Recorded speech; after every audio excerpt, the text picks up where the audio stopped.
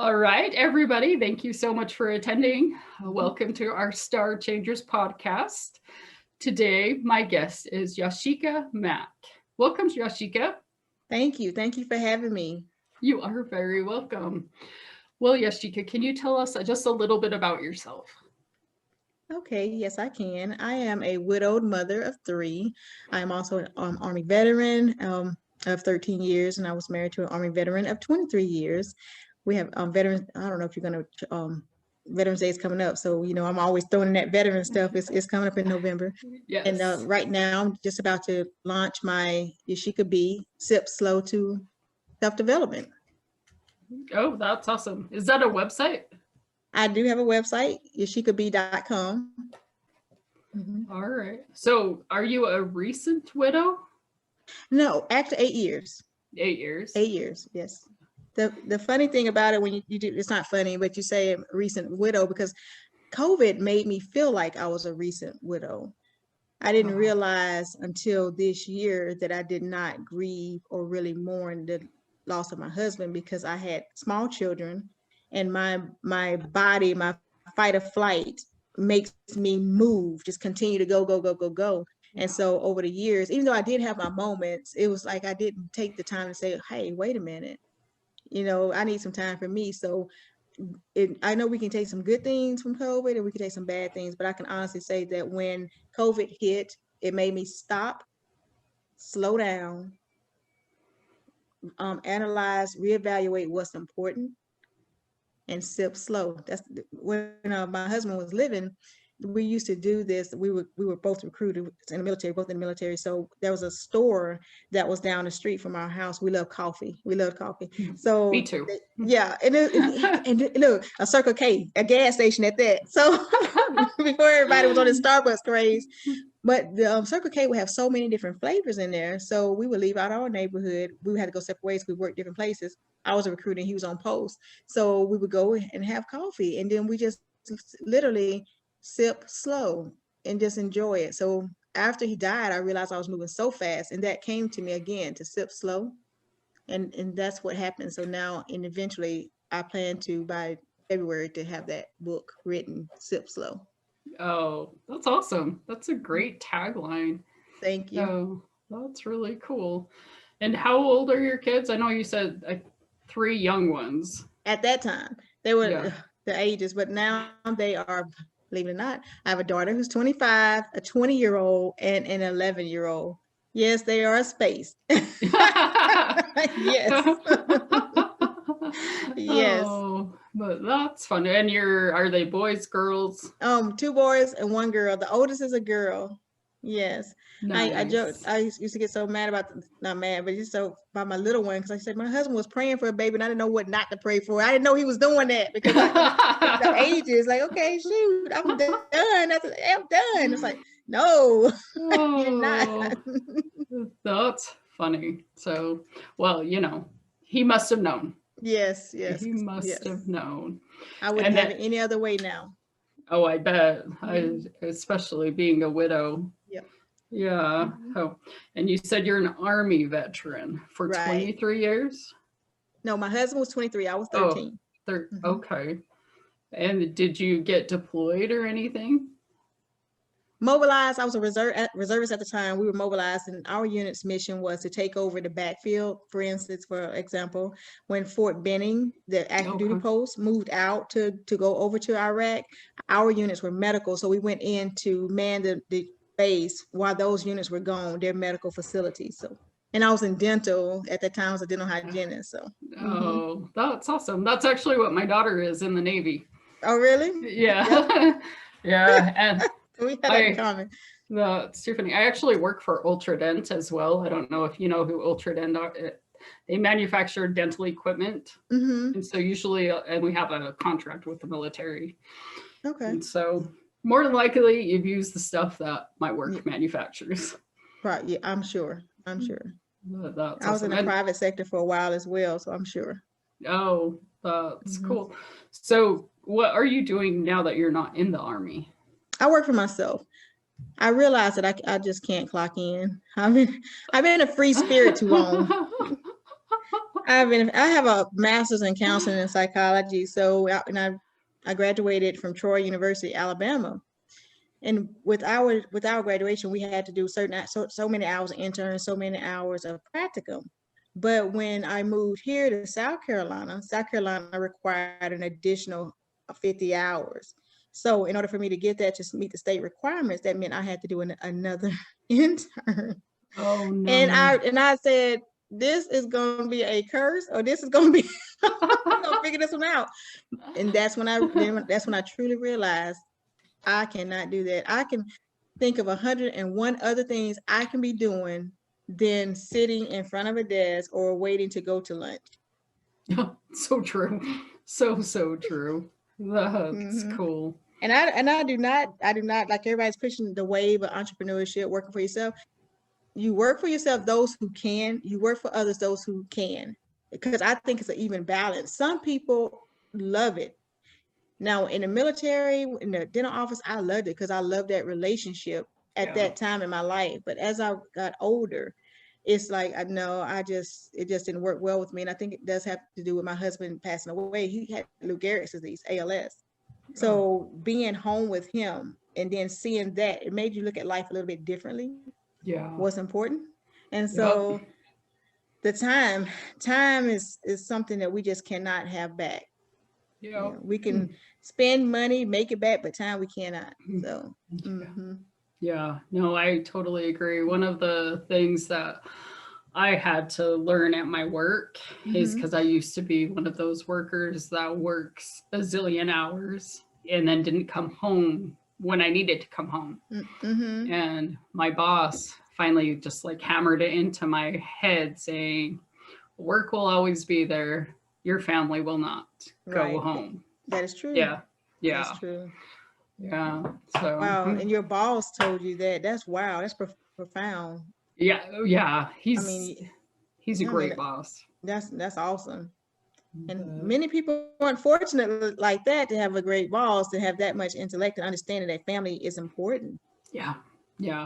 That's one of the things that's so hard for me is I love the place I work for is because it's family oriented and everybody is like that. So it's like families first. Whatever you have to do to take care of your family, you go do that. And you figure out work after. Wow. And so, but yeah. And I'm sorry to hear that your husband had ALS. That's a hard disease. It is. It's very hard on families and the person with ALS as well. And at the time with my husband, I had him and I just had the baby. The baby wasn't, I think Ace was 2 months when he was diagnosed with ALS. Oh, wow. And it was, that's a very aggressive disease. Yeah. So it did that 2.5 years. And so it went downhill very quickly where I had 2 babies at home. And sometimes when I used to talk about ALS, I used to help other people because I always ask them the question. I said, do you want to know the truth or do you want to know what they kind of like put in those videos that you watch? I said, because I'm not getting ready to tell you what's in those videos. I'm going to tell you the truth. And I wish someone had come to me and told me the truth of what I was really getting ready to face. Videos that these associations showed you is a happy couple, they're holding hands and he's in a chair and they have the dog and they're just going down the road all happy and smiling, and it's 8 years later and I'm still waiting for that day. It does not happen, So and especially with the male, because they do things differently, they accept things differently. Right. Yeah, so that would have had to been so tough to have an infant plus having to be a caretaker for somebody going through that disease. My hat's off to you. Thank you. Thank you. I mean, and I understand, like as women and females, that you just do whatever is given to you. And especially as a mom, as a wife, you're like, okay, this is my task, and you just get through the day. And then you look back at it and you're probably like, oh my gosh, that was really hard. It was. Because I used to tell the story, like, kind of to get you to understand, when you wake up in the mornings, the first thing that you do is what? What do you do for yourself? Is that a question to me? Oh, yes, I'm sorry. Oh. Yeah. I was like, I didn't know if that was a rhetorical question. I'm sorry. That's okay. The first thing I mean, I get up and I go to the bathroom. That's it. You do. Yep. But when you have an infant and a person with ALS, that can't be your first thing you do in the morning. You have to deny yourself your own personal bodily functions, because if you miss a beat, you got another beat that you got to get up off the floor, clean them up, or something like that. And those, when I had to understand that rhythm, I had to get into that rhythm. It was difficult, and in the first, it was like, oh my gosh, because as soon as our feet hit the floor, we had to go to the restroom. We got to get up and go. And so it was very difficult. So that's once I got to that point where I could get that rhythm down, things kind of got a little bit better. But when you think about it, that's challenging because you have to do everything for him first. Then you have the baby. Then I had the other 2 kids in the house who would help, but sometimes they had to go to school. So it was all on me. And then after that hour or so, I can go. You can go to the bathroom. Oh, because something's gonna happen. Goodness. So good. My hat's off to you, because that just sounds hard. So, and I mean, and I am glad that you're able to grieve now, as far as that goes, because it's important to grieve. And I understand when you have little ones, it's hard. And just because when you go ahead. Yes. And I think sometimes when back then, it's like the expectations of, I was 36 when my husband passed away. The expectations of, okay, what do you want from me? What society is like, oh, I know how you're feeling. I was kind of mean a little bit too. I'm going to kind of say, because the church people, oh, I know what you're going through, I know how you feel. And I said, no, you don't. There's no way you know how I feel. I'm 36 years old. I lost my husband. You're not 36. You didn't. What are you talking? You can say, don't even. So, and as I end up talking to other people and realize that phrase was so, I wasn't the only one that's feeling like that. A lot of people kept it silent. When someone says, I know what you're going through, we don't want to hear that. And I think I'm the only, I was not saying I'm the only one, but I'm among the few that will vocalize that and says, we don't want to hear that. Because we know you cannot know what we're going through. And even if you lost somebody, you're losing somebody at your perspective of whom you're losing, know? And I know it's not done to be mean, but it's just that people are for a loss of words, so they just don't know what to say. So they say the cliche words, what everybody else say. Oh, I'm sorry, I know what you're going through. No, just say, I don't know what you're going through, or if it's anything I can do, just let me know. So I think we appreciate that a little bit more and be true about it. Right. No, I totally agree with you, because that's funny that you said that. I was just having a conversation with my fiance about the cliche words they say here in Utah.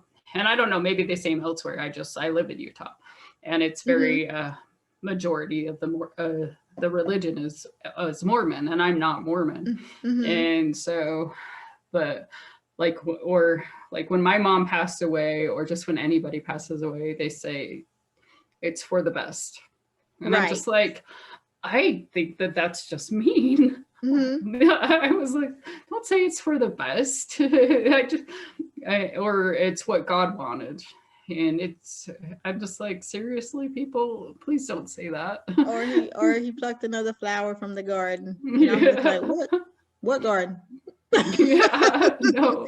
Yeah, it's a lot of them that they say. I was reading a book a few years back about that. It was like a little pamphlet on grieving, death, and it was saying some things like that people actually wrote about the cliche words. People don't mean it, but they just don't really know what to say, I guess. And so that's just, I'll say that because I've heard that before. Yeah. No, and I learned that. And it's taught me to think other ways and say other things. Just because when you hear it and it kind of hits your heart, you're like, oh, I don't want to hear that. I'm not going to be that person. Yes. Yeah. I agree. So has it been rough for you to be a single mom over the last years since you've lost your husband? Yes, it has. I'm blessed and grateful that the financial part is fine, but it's the will and the drive in me that made it difficult for me, because everybody sees me doing this, moving, and they forget that I am a single mom and that I did lose my husband. So it's the expectations, and if I have a bad day, including even in here, my kids, I just have a bad day and nobody gives me credit, nobody gives me that break. And that's when I was telling you I didn't have a chance, because even when I was going through until this year, if I have a moment or just break down, and they're looking at me like, what's wrong with her? No, and I have to, it's like I have to straighten up real quick. Then that soldier instinct come back, and then it was just, those things were difficult for me to let those type guards down, to be vulnerable to hurt. So I had to keep moving and keep pushing and keep driving. And so when it really got me, it's like, wow, you know. Yeah. Mm-hmm. So, I mean, I don't think that you'll ever be over grieving for your husband. I think that's going to be a lifelong process. But do you feel a little better after this year? And after this year, you know, I did, and I'm very transparent. I'm an open book. Sometimes I say, I'll tell you anything.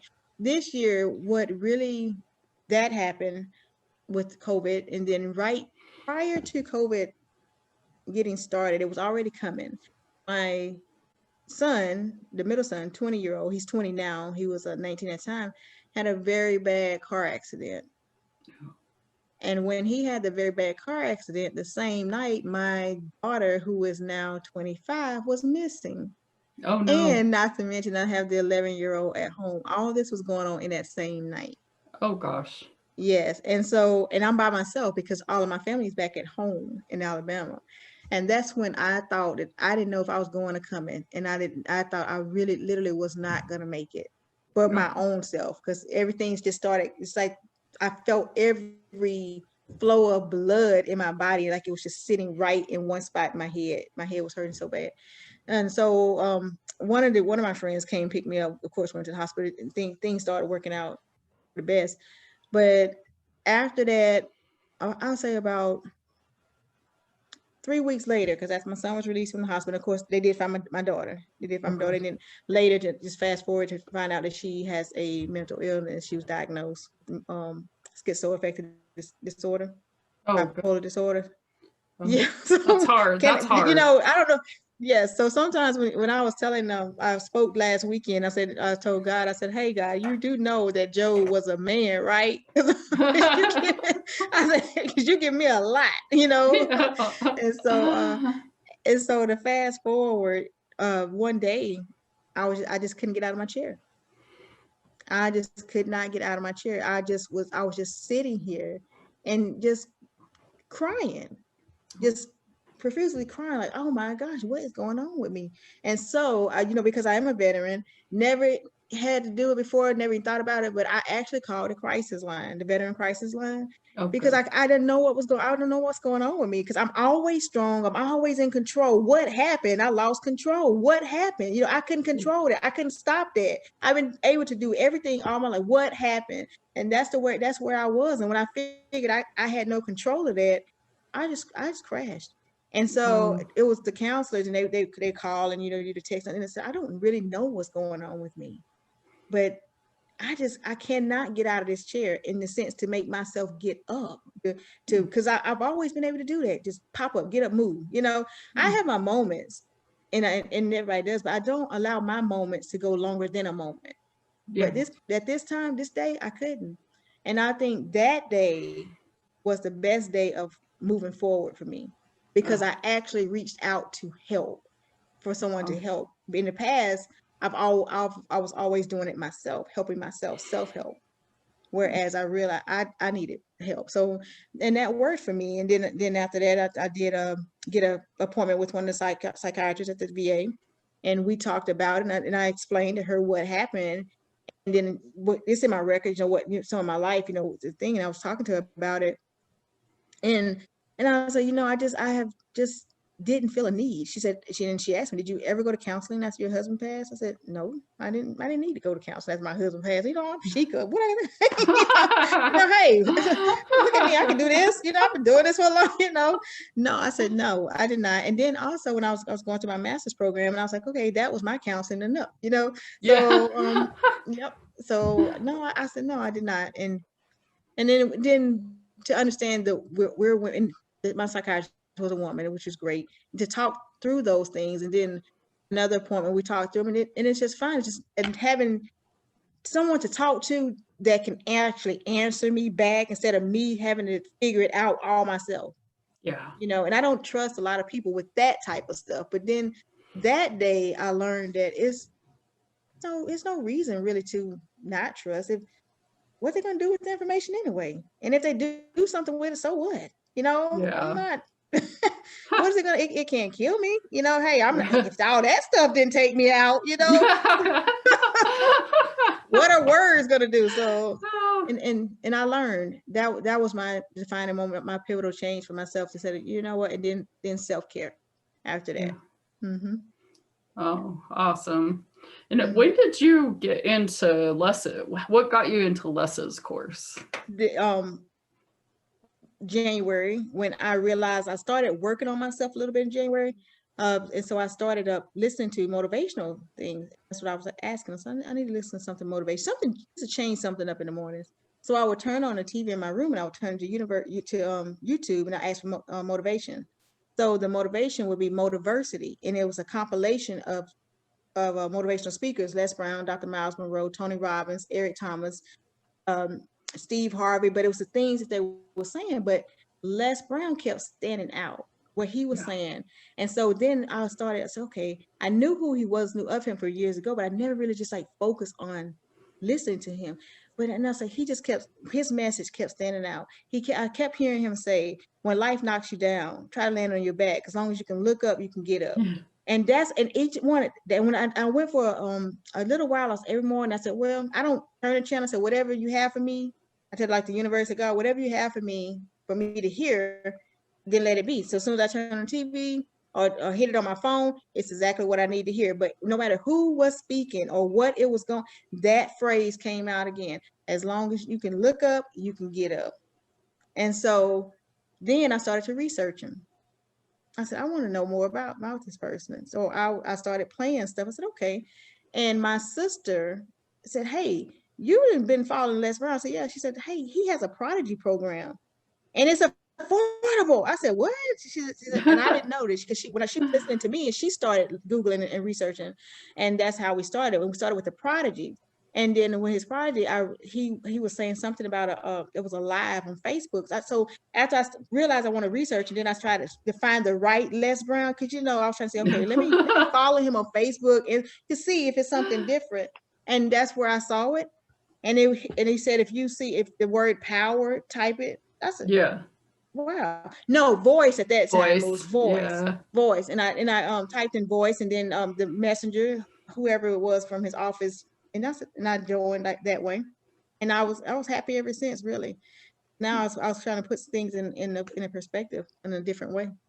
Oh, yeah. I've been loving both classes, the Les Brown class and the John's class. Right. I do too. Yeah. And I've been loving getting to know everybody too. And it's everybody. I mean, I have my friends and I have my circle and all that, which I love, my lady tribe. But like the people within these classes are so genuine that they would do anything for you. Yes. And it's just been amazing to me. I agree with that. This weekend was something for me as well, because like I told you, I'm always in control of everything. So I'm always if I don't want to do something, I don't do it. And to get out of that old way, the paradigm, to shift the paradigm, you're doing your thing this way. I've always sat in the back. So I'm looking at things, and things come easy to me. So when one of the guys said, hey, Yashica, you want to practice? Kathy, I'm like, practice what? He said, you want to practice getting on the stage? And my mind is like, how hard is it to get on the stage? And so I'm like, no, I don't want to do that. I'm thinking about that is so petty and trivial. Who, and they said, and then holding the mic, I'm like, this is my stuff going on in my head. Yeah. This is my head conversation, because I'm like, oh my goodness, are you for real? You want me to practice picking up a mic off a table and stepping onto a stage. So to make a long story short, I went downstairs with him and it's other girl in the group, and they said, "You gonna practice?" And I said, "Here we go again with that question. Are you gonna practice?" It's like, no, it's no. I'm thinking, it's no. How? I mean, seriously, when you think about it, Kathy, how hard is it to pick up a mic and then step on the stage? How hard is that you got to practice that? Oh, that's funny. Did you trip? Please tell me you did not trip. No, I didn't trip, but I was like, what? How hard? And then my roommate, Pele, she's like, I was down there at 10:30 early last night because I was practicing. I was like, practicing what? Stepping on the stage. So at the end of the day, I realized something. I knew what it was, because I'm so stuck in my ways and set in my ways. I wouldn't have done that. I don't see a need for that. That's petty. That's trivial. But they kept at me. So I was like, okay. And then when I did it, and then I gave a 5 minute of my speech, and people was like, oh my gosh. And then after that, I realized something, because we are in the thinking to results. So things are coming. And I don't know if you remember in the class when I said I had so many blockers. You're in the Monday night, right? I'm in the Monday. Yeah. Well, when I was telling you earlier in the interview, in this discussion, how I am in control of everything, and how it took me so long to realize I hadn't done this, because I'm so big. My head is so full of what I have to do, what I think I have to do. And so that was something that I needed to fix. And after that, I realized, because it's like it just spoke to me, said, you had to fix that. That's why I took you through that, because you would not, it's trivial to you, not trivial to me. You needed to do it to get out of your own way and allow others to help you. Yeah. Because I didn't see a need for that. Yeah. But they were saying the practice, practice is helping. If you met, they're there, if they were there. So if I had fallen, I would have tried to pick me up. So and that's what I gathered from that. It was just that little bit of a situation. But now being aware and self-aware and of things that you do to yourself to sabotage something within yourself, and just that little bit, I was like, wow, that little bit changed something so great in me to say, okay, well, I need to get out of my comfort zone and do things that I wouldn't normally do, like practice, and do things that I wouldn't normally do, like walk up on the stage a couple of times, or if somebody says, hey, you want to get on a podcast or answer this question, or just something, just get me out of my own little way. And that's what I took from it. And I was very appreciative. And I told both of them, I let them know the story of what was going on in my head. They thought that was hilarious. I said, y'all just don't know. And that was like, y'all just don't know how I was struggling with that thing. It was like, so yeah, because Johnny's like, come on. I said, man, how hard is it? That's hilarious. How is the stage? But it was a great day. It was really a great day Saturday. Mm-hmm. Yeah. So what did you talk about? Paid in full. I have a speech that I wrote several years ago about paid in full. Living your life like it's paid in full instead of living your life. I didn't, in the speech on Saturday, I didn't go into it, but you remember layaways? Tell me that one more time. Layaways. Oh yeah. Remember when you used to put an item on hold layaway, and you make the payments on it? So I realized that over in our life, a lot of us do that. We put our real life on hold and we make small payments on it. So we never really live our full potential, because our payments end up being stuff like self-sabotage. Whatever's going on in your life. For instance, if you say, okay, for my life, I want to put this trip to, let's say a trip to Virgin Islands or something, but we want to wait till we got the finances right, the kids right. None of that stuff's ever going to be right. You're never going to have a perfect opportune time. You just have to take it. And so that's basically what paid in full is. And then if you get on the spiritual side of paid in full, is that when we do so much in our life and we don't realize that the gifts of was already given. And, you know, Christ, everything was done for us. So why do we have so much bitterness? Why do we carry so much weight on us when we could just give it up? Because he already paid the price for us. Yeah. And so if you depend on the audience, I can take it two ways, you know, with it, to do it this way, or I can do it that way. But that's what it means to me when I asked God to show me about 3 years ago, because I had so much going on in my life and I wanted to know what was going on and why all these things were happening to me. And why am I so strong? I want to know why. You know, everybody, why is it? No, that's not what I wanted to know. I want to know, why am I so strong? Why am I surviving through all of this? Why am I so resilient? Yeah. And one of the things that he gave me was I silenced my own voice.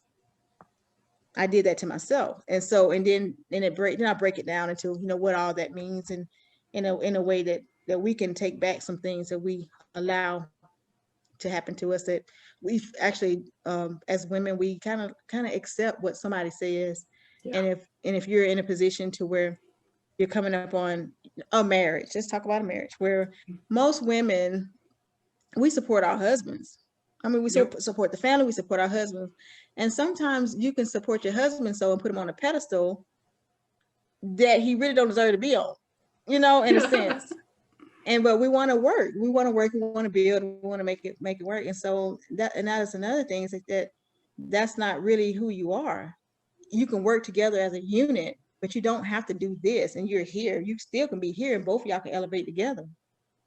It's so true. So true.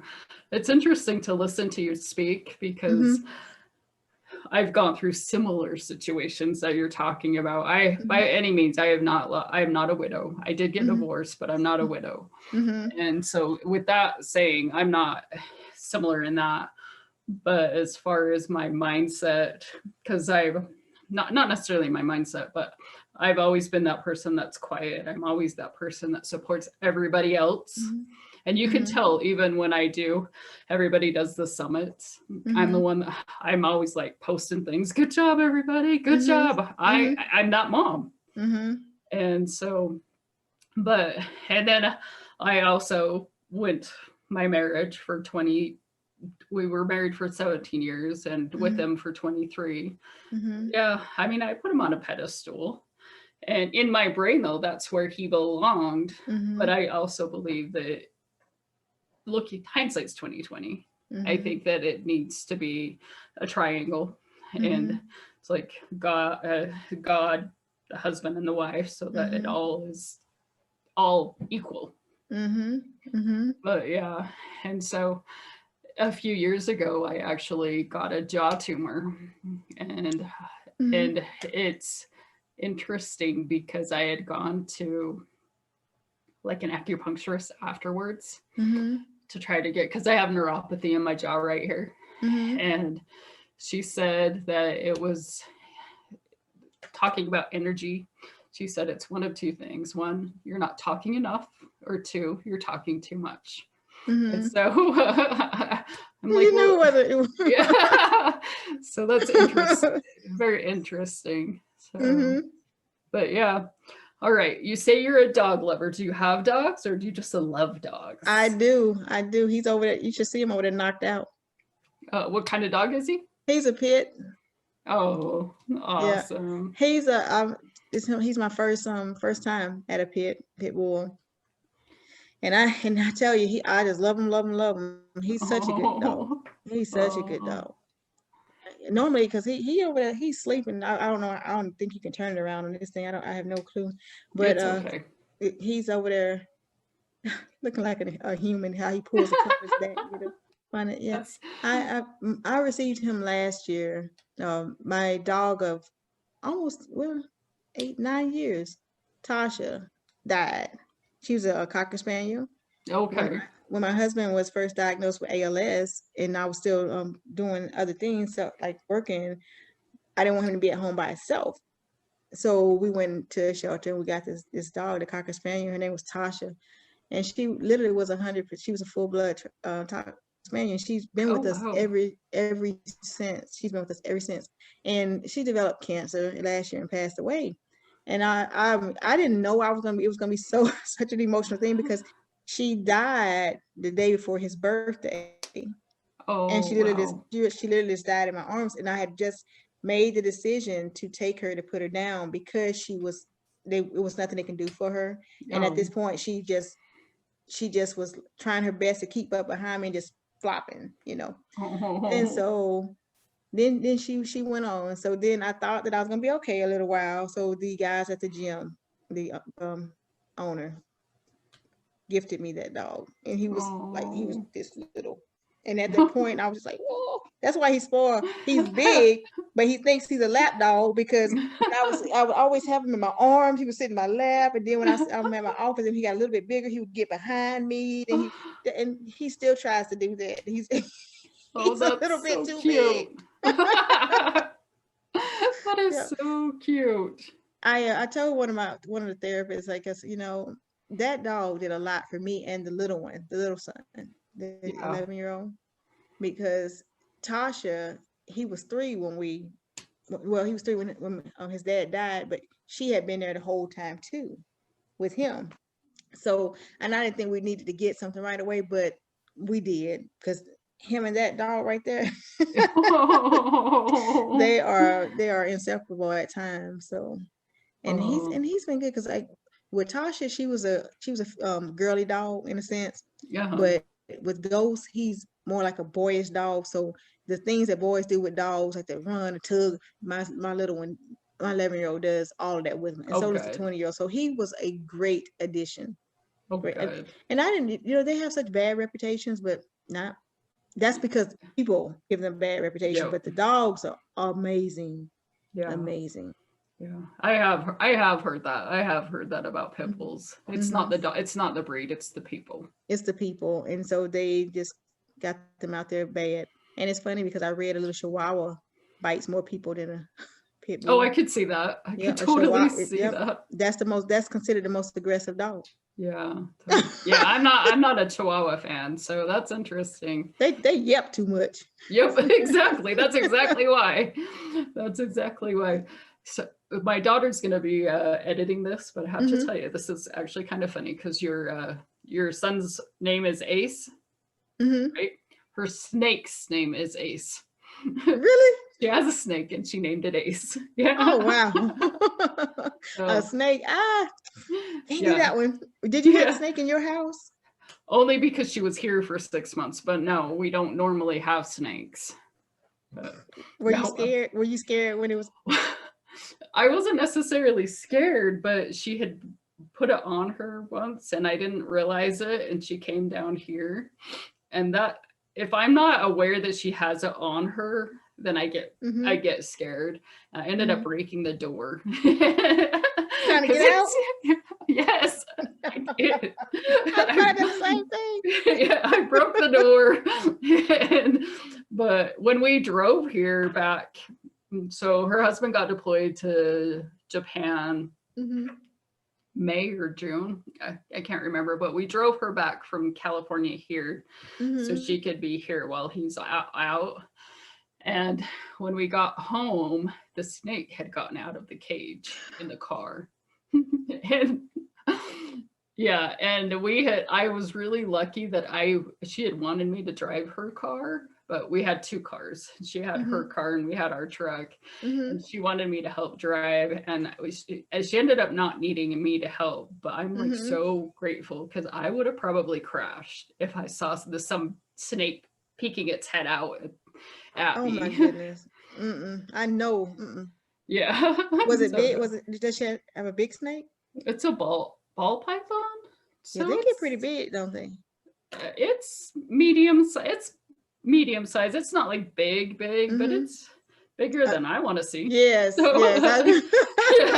I agree there. Yes, yes. Oh, all right. So you said you're also a horse lover.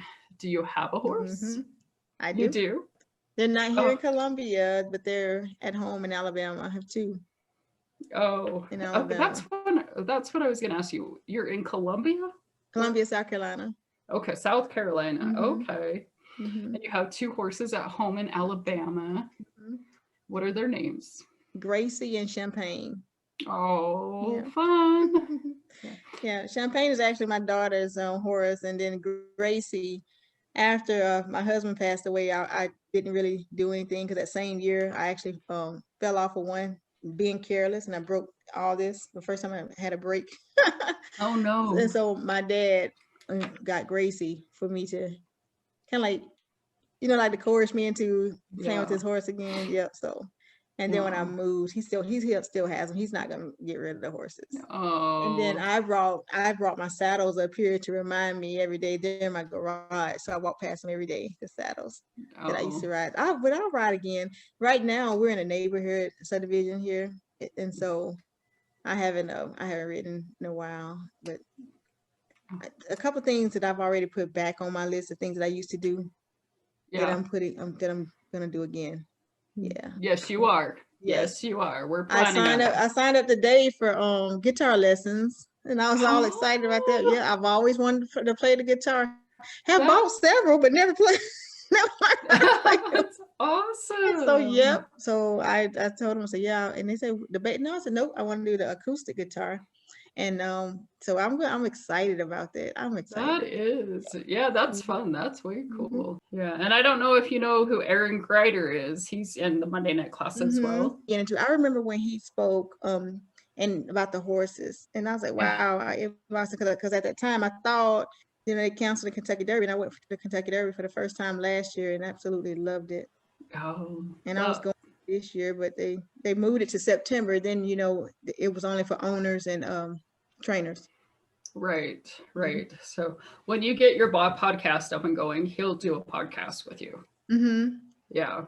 And I just actually, when we went down to California, because I did, he was actually, we met Aaron, and my very first podcast was with Aaron. It was like really, it was horrible, but it was great that I got it over with. What did Les say about that? Hey, you want it bad enough, you gotta keep right. On going, you have to just keep going. Yep. So no, but he's such a great guy. Yeah, but he'll do a podcast with you. But so I have a couple more questions for you, because I know we're coming to the end of our time. Okay. You said you were going to launch self-development coaching. And so people that are listening, watching this, how would they get a hold of you to do self-development coaching? Okay, right now you can follow me on my website. It's www.yashicab.com, which is YASHICAB.com. The social media site is coming up. You can just follow me now at my regular name, Yashica Mack, on social media until I get it changed. Well, Facebook, that's Facebook. And then on Instagram, I'll end up doing one. And then you can always email me at yashica@yashicab.com. Oh, that's awesome. So I love your name. Where did that come from? Thank you. It's Japanese, but I'm not. My mom with her creative self. It's a story. Look, your daughter is in the Navy. So my uncle was in the Navy, and he was stationed in Japan.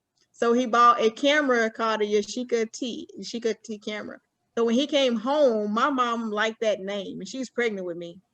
And so when she had me, there I am, a camera. Well, there you go. I like it. So I like your name. Thank you. And I bet somebody's going to be named after you. Yep. Yeah. I thought it was none of me, but somebody started a Facebook group trying to find the name Yashica's, and it's actually up to, I think it's 100 people in the group all across the world. Some of us have different spellings, but most of us are the same. The YASHICA. A couple of them, like the girls that are in overseas, they might have YO because it's Yoshiko in Japan. Okay. Yep. But other than that, I was like, wow. I thought I was the only one. Well, you are the only one to me. Thank you. I am not going to start a Facebook group to find all the Kathys out there.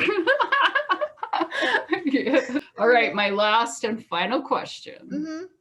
If you could go back and tell your 18-year-old self anything, what would you tell her and why? If I could go back and tell my 18-year-old self something, what would I tell her and why? I would tell her to listen to her own heart and follow her own voice. Yep, I sure would. And it's okay to be strong and powerful as a woman. You don't have to silence yourself or either water yourself down for somebody else to come up. You can come up too, because it's room. There's room for everybody. That's awesome. No, I love that. I love that. Awesome.